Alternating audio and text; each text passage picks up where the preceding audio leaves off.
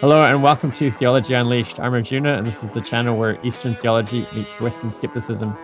Today we're doing a follow-up to a debate I did on Capturing Christianity with Seth Hart, where we debated evidence for reincarnation. Michael, who's a philosophy professor, he watched the debate and he had some questions for us, so he's going to be interviewing us on that subject. So thanks for coming on, Seth and Michael. Yeah, thanks for having me. I was wondering if maybe we could just start by the both of you kind of recapping your respective positions. Obviously, if you haven't watched the previous debate, I think that would be a prerequisite for listening to this conversation. But if y'all don't mind to maybe give us a nice couple of sentences about what the central points of your respective positions were. Yeah, we each had 15-minute openings and probably could have gone on for at least 20 minutes. So I'll leave out many of the points and just give a rough overview. So the basic argument is that there is evidence for which reincarnation is the best explanation. The evidence is in the form of children who spontaneously report memories of past lives. And there's many factors that go along with the memories to corroborate them or vindicate the fact that reincarnation is the best explanation. For example, many of the statements made by these children turn out to be accurate to the life of a particular deceased individual. In many cases, the children have birthmarks which match wounds or illnesses on the body of the deceased individual.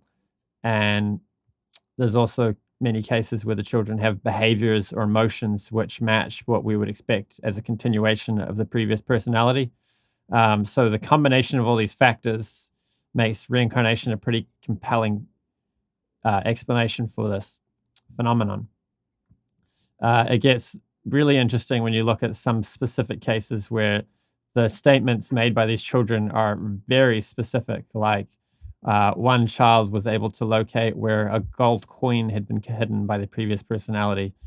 And often in some cases, when these children are brought back to a location relevant to the previous personality, like they go to the village where the person lived, they can navigate around the village without any assistance and locate houses of house of the previous personality or houses of friends or relatives of this person.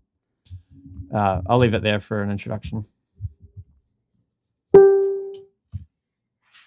Yeah, no, again, just do an overly brief summary of my points. So I offered a two-tier approach. The first section, I argued whether that the evidence might not warrant the conclusion that the phenomenon is a real thing. And by that, I looked at problems with Stevenson and Tucker's method. By the way, Arjuna and I sort of agreed to look at Jim Tucker, Ian Stevenson as sort of the primary figures. There's a lot of people who do this, but they're sort of the most reputable in the field. They're the go-tos. So I looked at some problems, the fact that the cases aren't fresh enough, the fact that families quite often correspond prior to any contact with the researchers, problems with research like translation issues that have come up. There's quite a few things. I actually gave a PowerPoint just because there's just too many points to even bring up. So all told, I gave about, say, a 50-50. I thought that was a fair assessment, a 50-50 chance that the phenomenon is a real thing. Evidential problems aside, let's just give it a 50-50 shot. I mean, even Stevenson himself says it's not a proof. It's just, he just thinks there's a good chance. So I thought that was fair. The second part of that was, does the phenomenon warrant the conclusion of reincarnation? And then I offered 5 other explanations, 4 I really focused on, but 5 total, that could alternatively explain the phenomenon in a way that I think is equal or better. And given all of that together, I did a sort of rough calculus of what I think the percentage that reincarnation is the best is the explanation of the phenomenon, and arrived at around, give or take, 10% at being optimistic towards it. And so ultimately concluded that doesn't warrant good evidence, however we want to define that. Well, thank you both. So my first question is, I guess, a sort of clarifying question. And the clarification here may not even matter, but I feel like I need to ask it anyway, because the teacher in me kind of came out here a little bit. But what do we mean by reincarnation?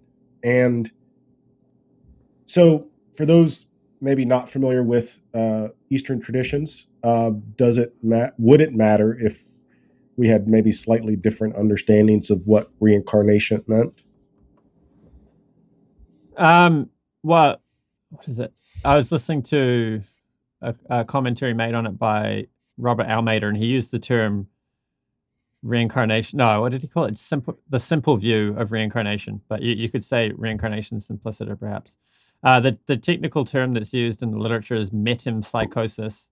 The definition I'm finding on Google is the supposed transmigration at death of the soul of a human being or animal into a new body of the same or a different species.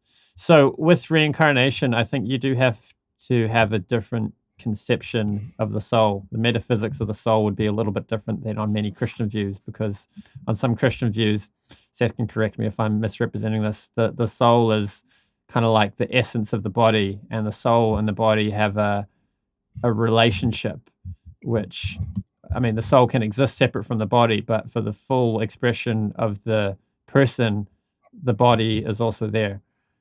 Something of that sort, as this relates to Thomism. So the Hare Krishna view, which I hold to, is very different from Thomism. On this view, the soul has all the qualities the body has. It's just the body is a gross vehicle that the soul occupies, and the body is considered to be a delivery mechanism for our karma, as well as it gives us experiences. Well, the karma is the experiences we need to learn and grow, is another way of putting it. So we're here to experience certain limitations and grow and learn as a person. And whereas in the spiritual world, the soul expresses its full spiritual body. But that's just a little Hare Krishna metaphysics. In terms of the debate of reincarnation, it's really just this idea that a person can exist separate from a body and can exist in a variety of bodies. Yeah, I'll just throw in that's a decent summary of Thomism. There are, of course, Christian disagreements. There are Cartesian dualists who have a stronger view. So, like Richard Swinburne out of Oxford would be someone who's a Cartesian dualist. Yeah. So when you talk, to answer your question of what is reincarnation, I think Arjuna gave a great summary. Metempsychosis, is the sort of Greek term that we see in like Plato and a few other figures. But as it stands, there's some sort of perduring identity between bodies would probably be the minimalistic thing, because even Stevenson himself doesn't see this as reinforcing karma. He actually sort of subtly hints that he thinks his cases sort of undermine the concept of karma. But of course, then we have Arjuna, who thinks that, who believes this is a sort of result of karmic debt. So of course there are different views. And so I sort of didn't want to get into the nitty gritty. I think we both didn't. We just sort of wanted to defend what, I forget the term, this sort of simple view, the simplistic view of reincarnation. Just quickly on the reincarnation, on the karma point, there was one case which I did think provided evidence for karma, which was of Carl Eden, who was born in Britain and recalled the life of a German fighter pilot who did bombings and the location near the location in Britain where he was born, and he at some stage in his life he said he was going to die young, and he ended up dying kilometers from where he did the bombing, being stabbed to death by someone suffering mental illness. And this seems like karma, because I mean, in the Vedic view, a warrior fighting a battle doesn't take on karma necessarily, because there's a duty in fighting war. But what Carl Eden was doing was bombing innocent civilians. This is a completely different thing from fighting a proper chivalrous war. So him taking on karma is interesting, and just the fact that the way he died was violent and was so near the location where he did the bombings of innocent civilians is really interesting.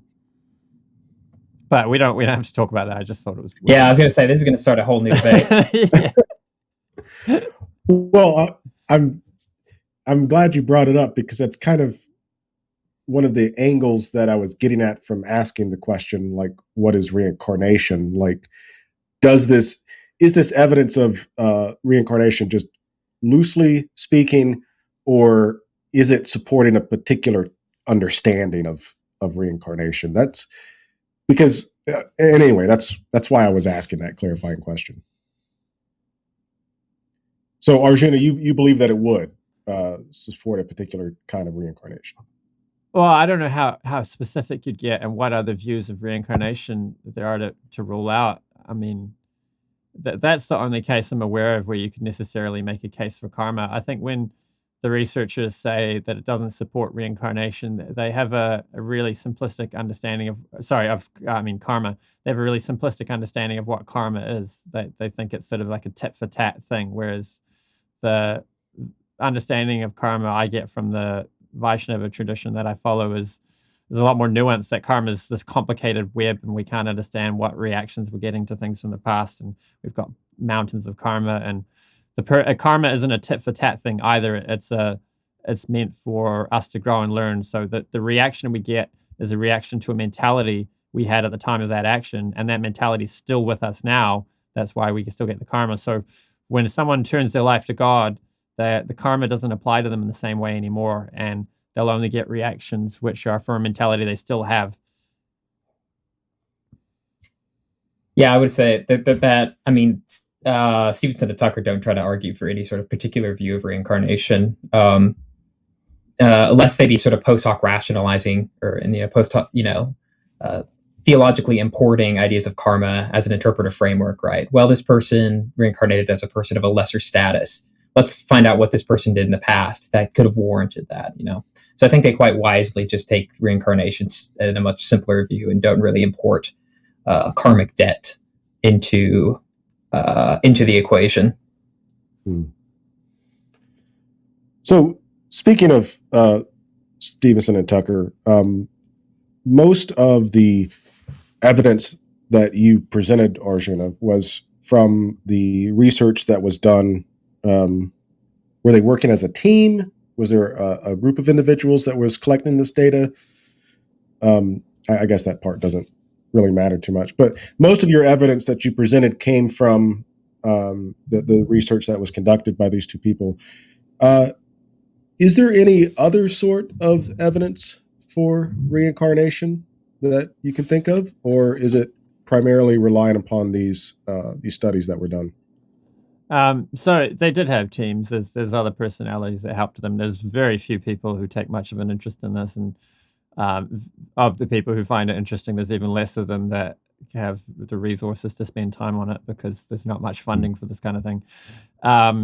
As far as other research goes, so Stevenson and Tucker provide the best evidence because they've really looked at the evidence in terms of what can we know about reality? What can we say is true of reality based on this evidence? Whereas other people my name's Carl. No, what's her name?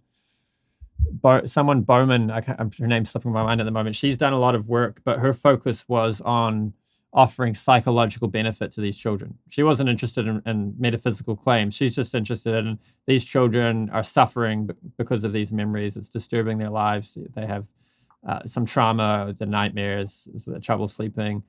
She was just looking at it in terms of how can I help these children? You could say this provides a kind of evidence because generally in psychotherapy, what's found to be beneficial for patients is helping them understand the truth. So if someone has a kind of psychosis, you help them by helping them understand that they're misperceiving reality, that they have misapprehensions of reality. If people are having hallucinations of things that aren't there, often people with kinds of psychosis will learn how to understand, yeah, I'm seeing these people and I know they're not there. I've learned how to differentiate that these people are real and these visions are people that aren't real.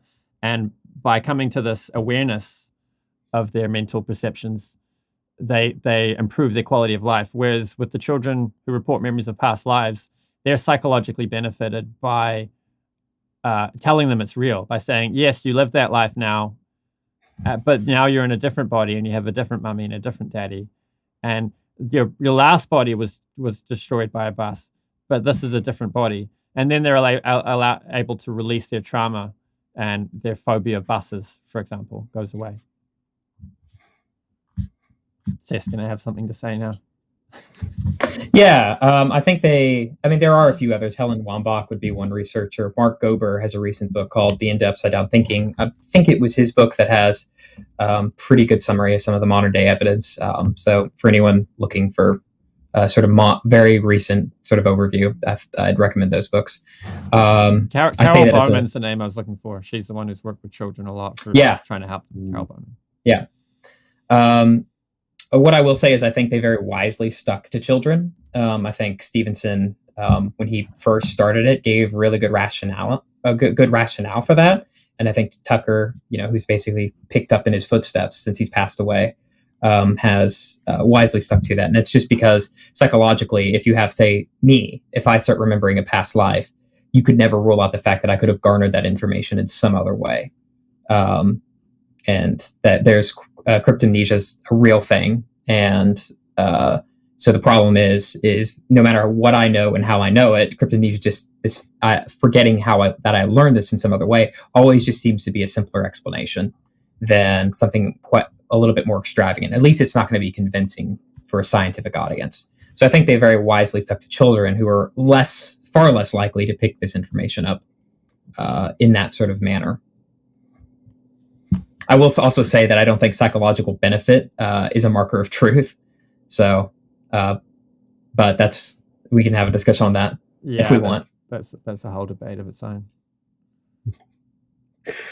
So, Seth, building off of what you just said, from watching the debate, it didn't really seem like you found maybe the general type of evidence that was submitted to be all that convincing. Mm-hmm. So what would good evidence look like for reincarnation? What do you think strong evidence would look like for reincarnation? Do you think these case studies just are inherently weak, that they're inherently problematic? We'll go from there. Yeah, it's that's going to take a second. But first I want to focus on, I think the key thing you picked up on is strong evidence or good evidence, right?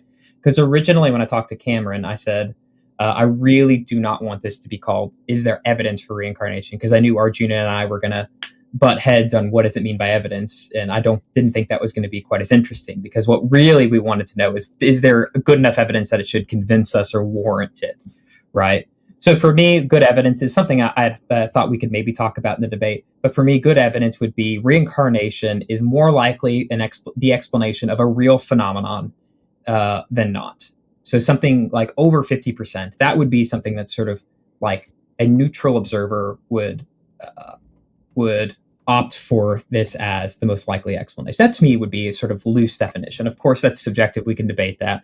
But just as a sort of rough starting point, that's what I was working under the assumption of, as that would be good or strong evidence. What would it look like for that to be? For one, I would really like to see a child prior to any contact. I would like to see more cases like James Leininger, who prior to any contact with information was able to recall information that we could verifiably say he could not have, or he or she could not have gotten in any other way. That's very few cases like that. And the problem is even with like cases like James Leininger, there are some issues that you could still bring up.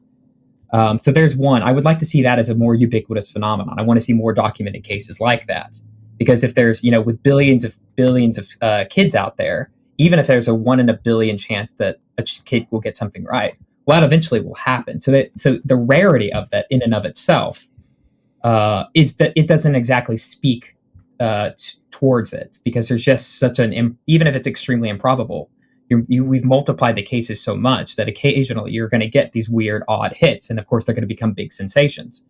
So I'd like more of that. I'd also like, beyond this, I think this is going to be key beyond that, because I could even forgive that, is I would like to see why reincarnation is a better explanation than, say, morphic resonance or the A field of Irvin Laszlo or these other spirit possession, these other ideas that were put forward. Because I think that's going to be the key thing. Because even if this is a real phenomenon, there's thousands of these kids that are confirmed to have real memories of past lives. That still doesn't warrant reincarnation. Still, as my case points out, it still seems to be the least probable of the given explanations. So, getting back to this question of evidence, there's a general issue, and I guess this relates more to the structure of the argument that you presented, Arjuna. And to begin with, I got to say that I really enjoyed the argument. That's the first time I've ever heard basically empirical evidence that was put forward to defend the idea of reincarnation. So I was like, oh wow, that's new. It was new for me. So, but my question is, so you have these researchers that are documenting these cases of children that are supposedly remembering past lives. And so the question is, and this is a question for not just for you, but I think it's a broader question for any of the sciences that rely upon case studies. And that's the general issue of how we derive a causal theory from a collection of case studies. And this gets, I think, to what Seth was asking before, which is how can we infer that reincarnation is the best explanation for these children's behavior when we have so many other explanations? Like, my question is, where's that causal link that suggests in these case studies that it's reincarnation? What were the list of alternative explanations again? So there's morphic resonance, there's the A field of Irvin Laszlo, there is spirit possession, there's a thing I call the new stone tape theory, which is this idea that memories as packets are stored in either locations or onto individuals. And there's finally my idea, which is just like my mental ocean theory. We can ignore that one because I didn't even consider it in the probability, but those are 4. Right. So the morphic resonance one reason why that's not a good explanation is the cross-gender cases aren't explained by that. The idea that 2 bodies of different genders would be similar enough that you get this fine-tuned radio frequency-like transmission of memories and whatnot from one life to the other. It seems a little odd because we can see there's, gender's a pretty big difference. Also, morphic resonance doesn't account for the fact that the memories these people have are at the tail end of the previous life. If it's just a radio frequency-like transmission that's transcending time, there's no reason to think it would just carry on from the tail end of the previous life. So children who remember the life of an individual who died young talk of parents and siblings. Children who report memories of someone who died at an older age talk of children and spouses. So that, I don't know if we should do them one at a time, or if I should just do a quick. One is with morphic resonance, it doesn't have to be the form of the entire individual. It would be the form of the neural structure, the patterns within the brain. So whenever a neural pathway is aligned in a similar manner, it would evoke a similar memory, which could go across genders. And even if we're like, well, the neural pathways of male and female will be different. Sure, but not enough that we would think it'd be less likely, not never. And what do we see? We see that cross-gender, a switch of gender is actually rarer case study. So that actually fits the evidence pretty well. And why is it later in life? Well, remember, like Stevenson and Tucker say that it's usually traumatic death instances, which are the instances that are carried over. It's usually the things that they're thinking about at the very end of their life, these final memories, which are going to be the most traumatic, most memorable things, which would be sort of implanted. And of course, because he's inheriting, I don't want to get into the nitty gritty of Sheldrake and Bergson's system because he's inheriting it from a philosopher called Henri Bergson. Those would be the memories that would be most thoroughly implanted, were the ones just in your own life. It's the traumatic instances that you want to forget, but you can't forget. You remember it like it happened yesterday. And so that's why that would be an explanation, not for why it's always the last event. This very latent light of events. And I'll also say that Stevenson, it's not universal that it's early in, that it's late in life events. There are some events where it is earlier in life, and those are sort of an oddity. But that goes back to the evidential problem. But there are some events where a child will remember being a child in a previous life and will act like that child acted like a previous life as a child will have acted like. And those are oddities. He doesn't really address them in the book, and I haven't seen Tucker really talk about it at all either. But I always thought those were a bit of an oddity. So it's not universal that it's always the last moments in life. So anyway, are you talking about where a child remembers the life of someone who died at an older age, but they focused on the memories from earlier in that life? Yeah, or they'll exhibit patterns of that previous person who when they were a child. Even if the previous personality didn't die as a child. Right. Yeah. Right. You want to comment, Michael? There are instances of that.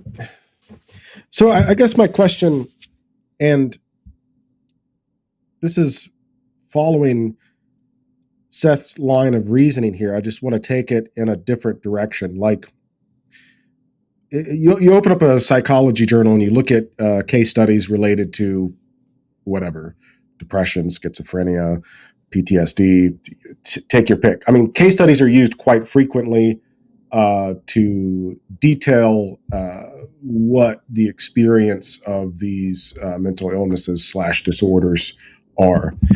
I guess my question is, like, justifying the leap from these children talking about their past life experiences to reincarnation, rather than talking about it in terms of some other psychological phenomenon that we know about and have documented. Like, why is reincarnation there the better causal explanation?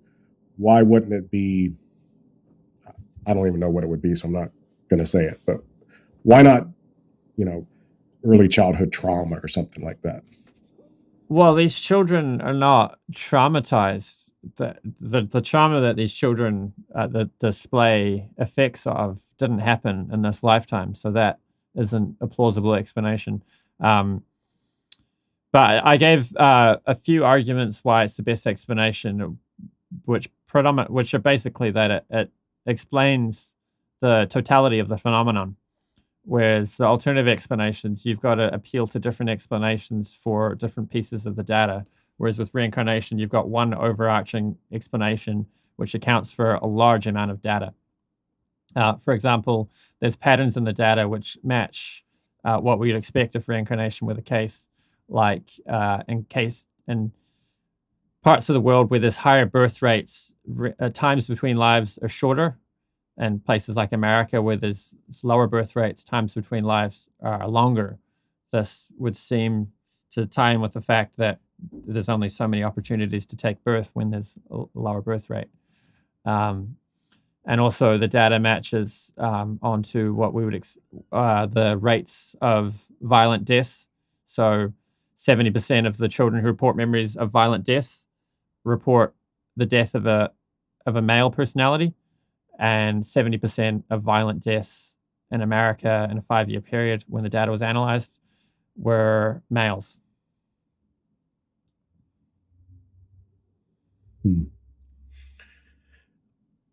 Maybe I could phrase this a little differently.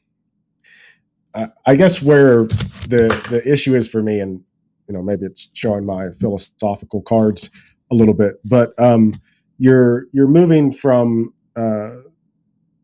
case studies that are being recorded to a supernatural explanation to explaining these case studies, which is not something that's seen at all really in Western psychology. So I guess what I'm asking is, like, why is the case studies that we're examining about these kids leading to reincarnation, why don't we see that sort of reasoning elsewhere? Like, when we're looking at, I'm going to give horrible examples. I'll stick with education because that's what I've been in the longest. Right, you're trying to figure out why high schoolers' test scores are falling.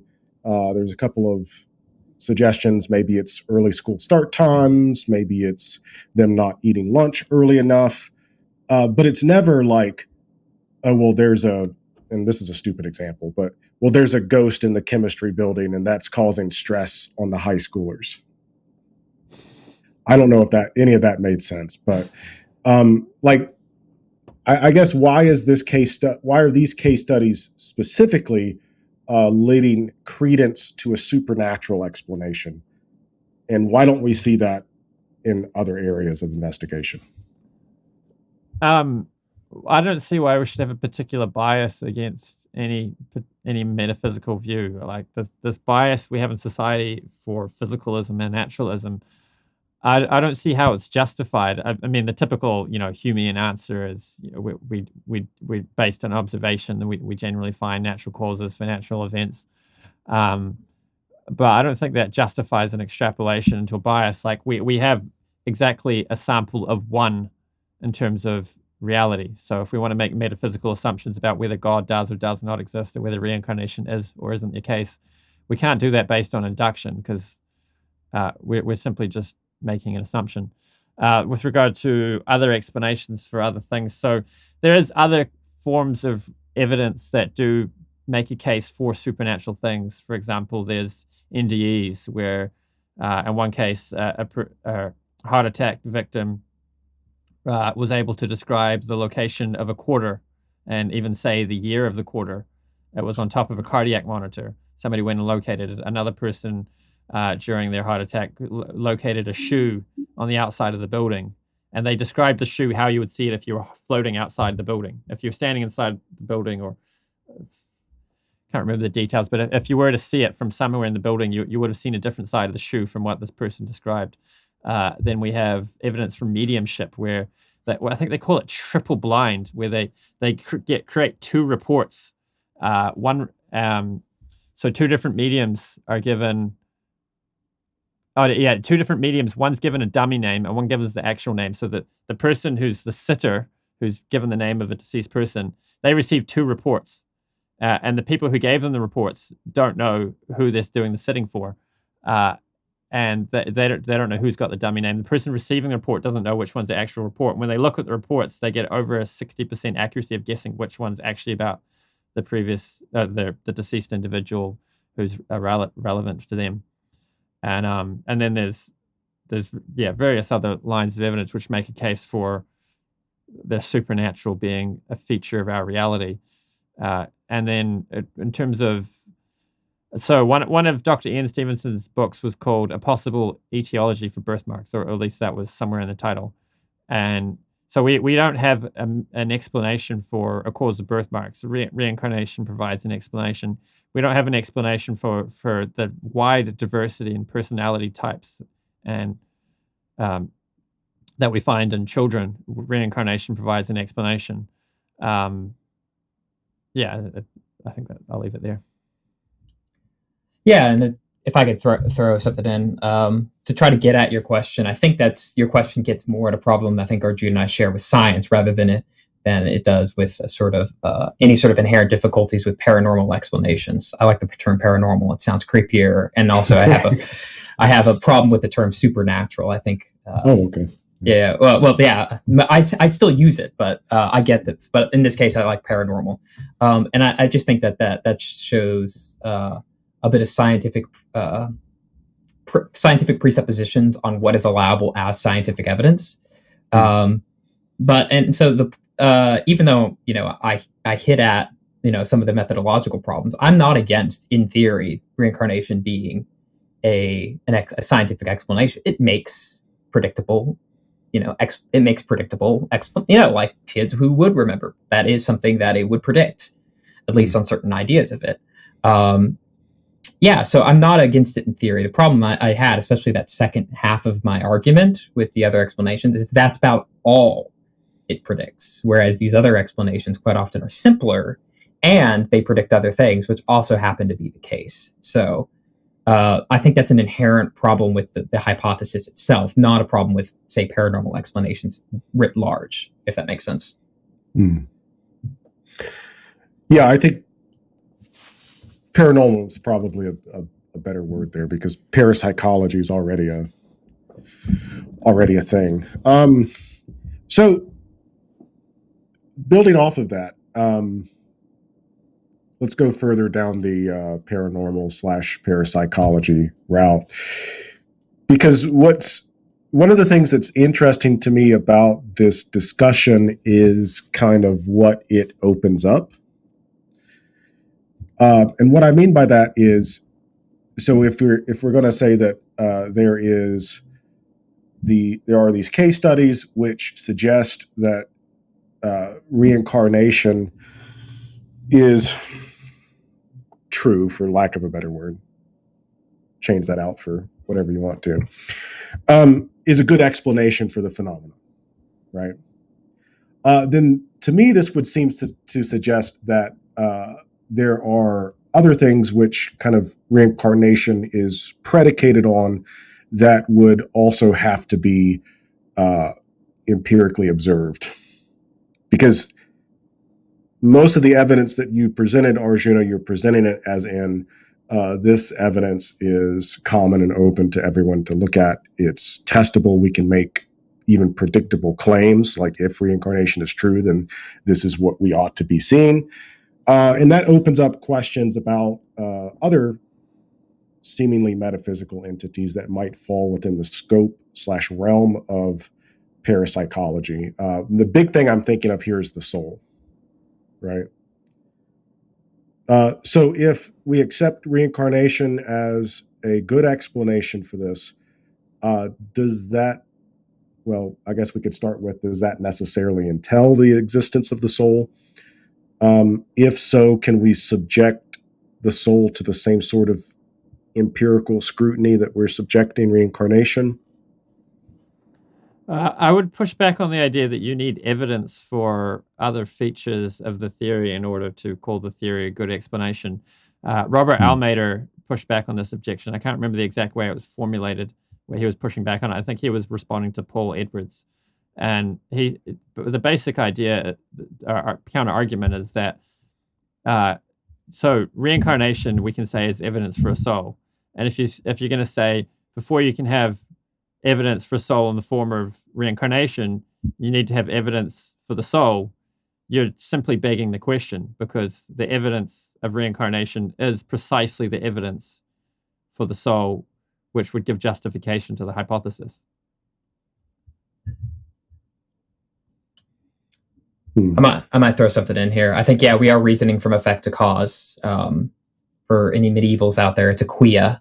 It's a quia argument.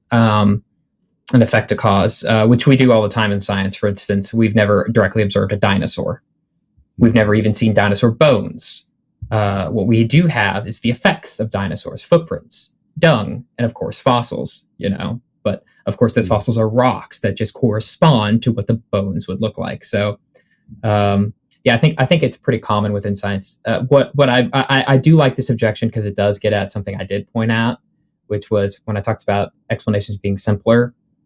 What needs to be explained is the memory, right? And so to posit a whole soul, you're invoking something more than what needs to be explained. So, of course, it does explain it, but it's obviously more complex than just positing the memories themselves, which is all that needs to be explained, is this transference of memories. You don't need to explain a transference of souls. You just need to explain a transference of memories. And by invoking the soul, it's inherently more complex than competing hypotheses. But that doesn't mean that the soul, in Arjuna's defense, that doesn't mean that the soul can't, we can't do a sort of quia demonstration of its existence the same way we do with dinosaurs, or say black holes. Up until we had a photograph of it, we only knew about black holes through effects. So, with regard to the complexity of the explanation, we often will take data that's very simple and give a complex explanation. For example, if I find a piece of paper with some scratchings on it, I'm going to infer that a child tried to draw a picture. And while I'm doing that, I'm inferring the child, the parents, that they've lived in a house. There's so many things that if a child exists and was drawing a picture also need to exist. But the picture itself is far simpler than all those other things which need to exist for me to have an explanation for the picture. Yeah, if it's the superior hypothesis, right? If all other things being equal, do you prefer the simpler hypothesis, which is Occam's razor, right? Because if I found scratchings and then I found some other quite simple explanations, say scratchings, and then there was a cat that went through there and liked to claw, That's, then you only have to evoke a cat. You don't have to invoke a child and a family and a house and these other things. And so that someone would say, well, all things being equal, we should probably prefer the cat, even though both equally explain.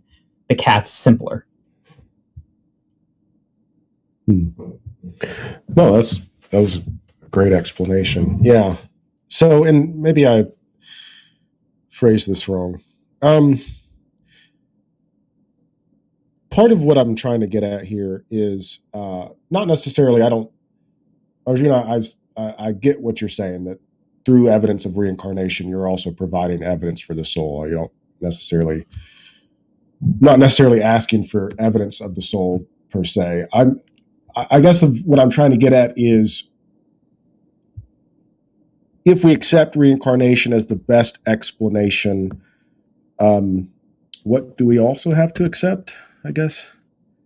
Like, it seems like there's a whole host of other propositions that would come along with that. Yeah, so the simplest view of reincarnation, what you'd have to accept is that in some cases, some children have lived a previous life. You couldn't infer from the evidence that everybody has lived past lives, or that or that these children or us will reincarnate in the future. So if you're just going strictly on the evidence, that's the most you could say if you wanted to say reincarnation was the best explanation. In terms of metaphysics of how that would be possible, then yeah, you would need to accept some idea of a soul existing separate from a body. There are cases of intermittent memories, so this ties into near-death experience, is where people report being able to see events. So some people describe the wedding of their parents, some people describe their funeral, some people describe the first time they just chose their parents as their future parents. And where they were on holiday at the time, or something of that sort. So it does give evidence for a soul being able to exist separate from the body and have an awareness of reality. Yeah.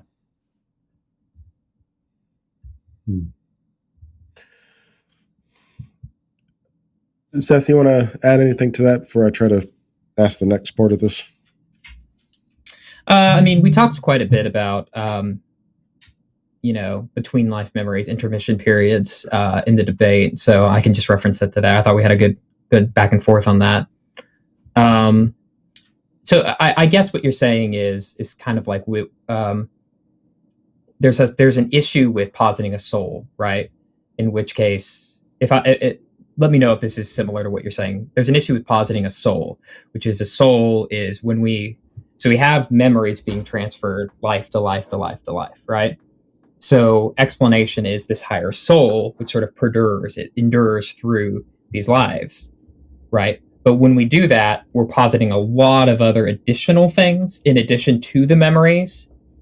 And so it sounds like what your question is getting at is, what other things are we asking someone to buy into in order to explain the phenomena of memory transference between lives? Is that something like what you're said that a lot better than I did? Yeah. Okay. Well, I was wrestling with the whole time so.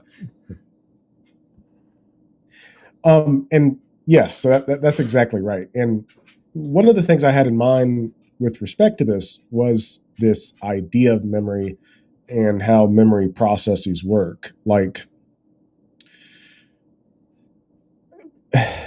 and I don't have any sort of background in neuropsychology at all, so this probably won't make a whole lot of sense.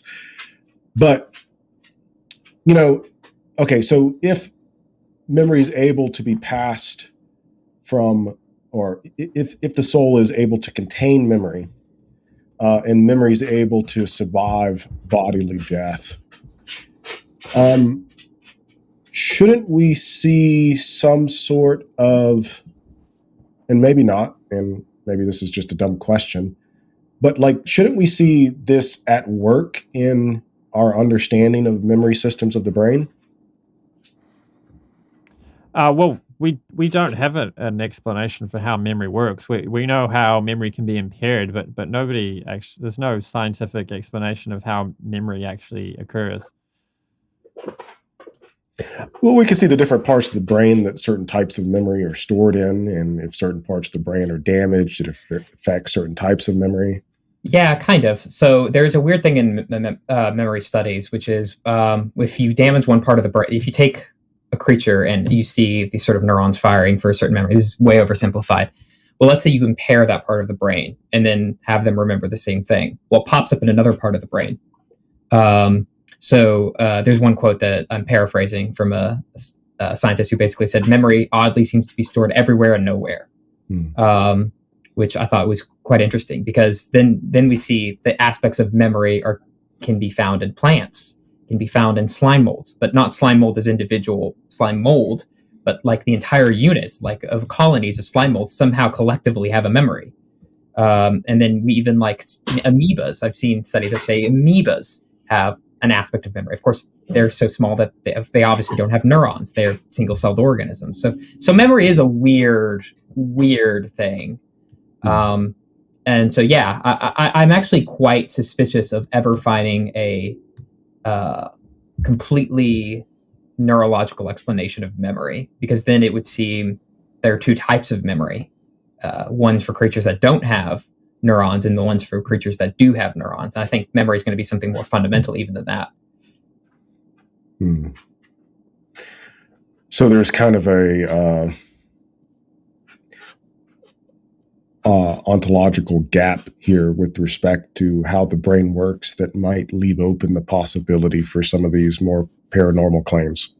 Yeah, there it is interesting. Simon Conway Morris has a great book on this. I'll recommend it at the end. A chapter in a book that he edited.